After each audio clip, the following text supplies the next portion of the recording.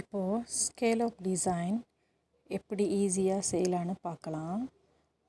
நம்ம வேண்டிய அளவுக்கு எவ்வளோ சைஸு அளவு ஸ்கேல் ஆஃப் வேணும்னு ஒரு கம் பேப்பரில் வரைஞ்சி எடுத்துக்கலாம்.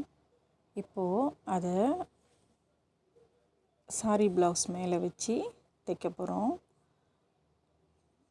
மெதுவாக மிஷினில் அந்த scale of circle of circle எப்படி இருக்குன்னு கொஞ்சம் கொஞ்சமாக மிஷினில் தைக்கணும். அந்த 2 ஸ்கேலுக்கும் ஜாயின் பண்ணுற இடத்துல ஒரு தடவை ரிவர்ஸ் பண்ணி எடுக்கணும். இப்போ பார்த்தீங்கன்னா அந்த 2 சர்க்கிளும் ஜாயின் ஆகிற இடத்துல இந்த மாதிரி கொஞ்சம் ரிவர்ஸ் பண்ணி தைக்கணும்.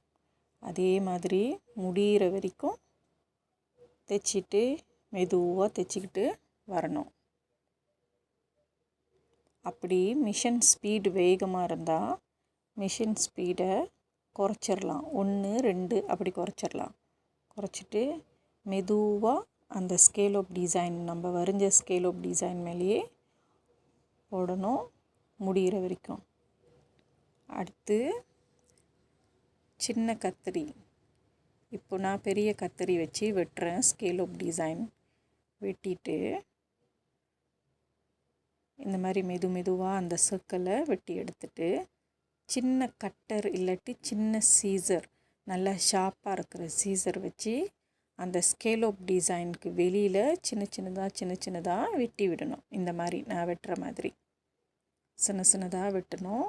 அந்த 2 சர்க்கிள் ஜாயின் பண்ணுற இடத்துல கொஞ்சம் பார்த்து நிதானமாக வெட்டணும்.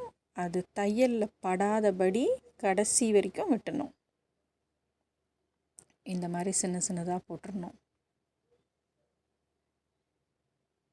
நார்மலாக சின்ன கட்டர் வச்சு வெட்டினா ரொம்ப ஈஸியாக வெட்டலாம். இப்போது இந்த மாதிரி திருப்பிக்க வேண்டியதுதான். திருப்பிக்கிட்டு மெதுவாக பொறுமையாக அந்த சர்க்கிள் டிசைனை நம்ம விரல்லே எடுத்து விடலாம். அதுக்கப்புறம் வச்சு அயன் பண்ணிக்கலாம். மெதுவாக அயன் பண்ணால் இந்த மாதிரி அழகாக வந்துடும்.